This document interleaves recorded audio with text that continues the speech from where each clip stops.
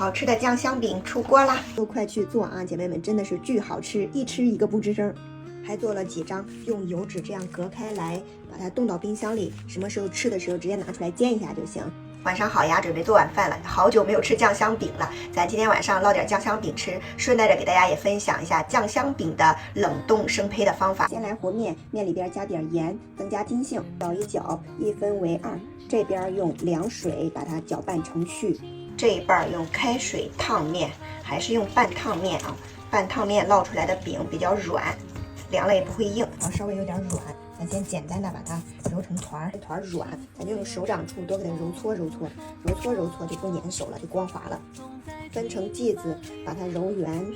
晚上我们烙这张大的就够吃了，然后其他的这个小剂子的话是100克一个。一会儿我们再做几张生胚，冻到冰箱里。盘子底部给它喷点油，防粘。放上我们的面剂子，表面再给它喷点油，用油醒面。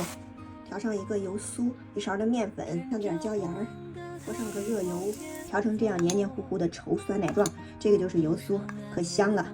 再熬一个刷酱香饼好吃的那个万能酱，少准备点洋葱、姜还有大蒜，不要多，多了容易苦，一点就行。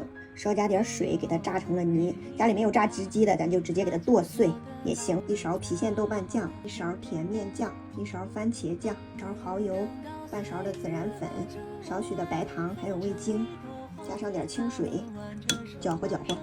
锅里倒点油，我们炸好的葱姜泥，凉油下锅，锅不能太热啊，太热的话这里边有水，它乱崩。小火慢慢把它炒香，炒香之后倒上我们调好的料汁儿，小火给它咕嘟开，稍微熬一会儿，撒上点熟芝麻就好了。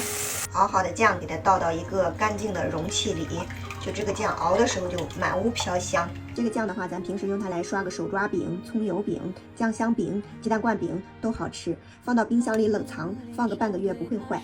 醒好的面剂子，把它轻轻擀开，均匀的抹上一层油酥，然后给它米字形的切开。留一块这个大的，咱不要切，依次给它重叠上，这样里边都是层次。好，然后用这个大的给它包起来，包好，收口处给它都捏好。小剂子也一样的折法，包好。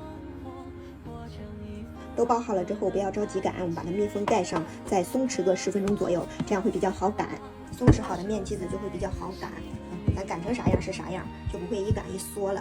几张小的我就把它放到22的油纸上了，然后就这样一层一层的把它摞起来，冻到冰箱里。咱们平时早上想吃的时候直接拿出来煎一下就行。装到密封袋里，把它密封冻冰箱里，这样的话水分不容易流失。锅里倒点油，把擀开的饼放上来，可以稍稍的推点褶皱，这样更好看。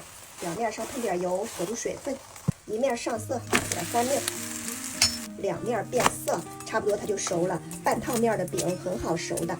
喜欢吃焦酥一点的，可以稍微的再多烙一会儿。刷上我们熬好的这个酱，撒上点葱花，再撒上来点熟芝麻，这坨坨的外边的麦馅不就来了？